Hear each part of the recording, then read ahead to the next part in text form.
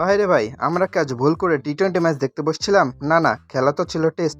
কিন্তু ক্রিজে যখন আমাদের তলোয়ার তাসকিন আহমেদ নামলেন, তখন মনে হইল আইপিএল এর ফাইনাল চলছে। অন্যদিকে আমাদের বস মিরাজ, আহা, তার ব্যাটিং দেখে মনে হচ্ছিল তিনি ক্রিজে ধ্যান করতে নেমেছেন। আজকে আমরা কথা বলবো তাসকিনের অতিমানবীয় ব্যাটিং এবং বস মিরাজের সে অনন্য কচ্ছপ গতি নিয়ে। পরিসংখ্যানটা একটু দেখুন। মিরাজ সাহেব 10 বল খেলে করেছেন মাত্র 8 রান, স্ট্রাইক রেট 80ও না। ভাই, এটা টেস্ট ম্যাচ মানলাম, কিন্তু মিরাজ কি ভুলে গেছেন যে বর্তমানে আধুনিক টেস্ট ক্রিকেটের রান করতে হয়, না হলে টিকে থাকতে হয়?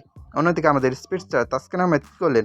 মাত্র 18 বল খেলে 28 রানের এক টর্নেডো ইনিংস, স্ট্রাইক রেট কত জানেন? 155।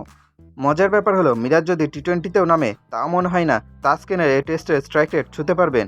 তাসকিন যখন বোলারদের তুলোধুনো করছেন, মিরাজ তখন ক্রিজে ডট বলের মালা গাচ্ছেন। মিরাজ আসলে আমাদের শিখাচ্ছেন ধৈর্য কাকে বলে।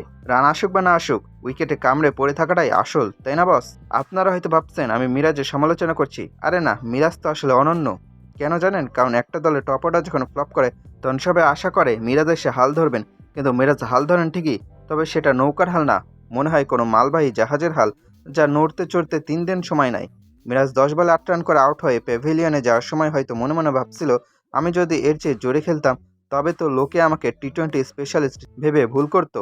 বাস মিরাজ আসলে নিজের ইমেজ ধরে রাখছেন। তাসকিন 18 বলে 28 রান করে রান আউট হতে পারেন, ঝড়ো ব্যাটিং করতে পারেন, কিন্তু মিরাজের মতো এমন নিস্পৃহ ব্যাটিং কি সবার পক্ষে সম্ভব?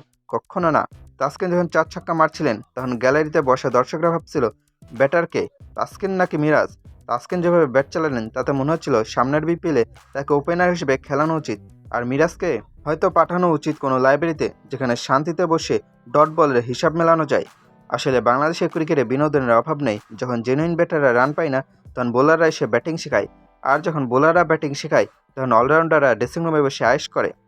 আপনার কি মনে হয়, তাসকিন কি আসলে মিরাজের চেয়ে ভালো ব্যাটিং করেছেন ইদানিং, নাকি মিরাজের এই কচ্ছপ গতি টেস্টের জন্য সঠিক?